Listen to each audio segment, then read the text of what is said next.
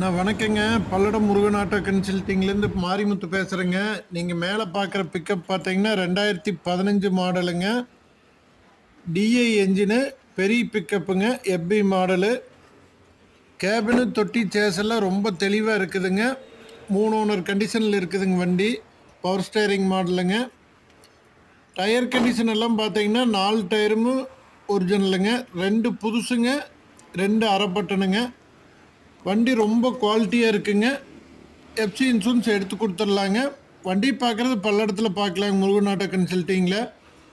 Rate பார்த்தீங்கன்னா 5.50 கேட்குதுங்க. நேரில் வாங்க, ரேட் ரீசனாக பண்ணி கொடுத்துடலாங்க.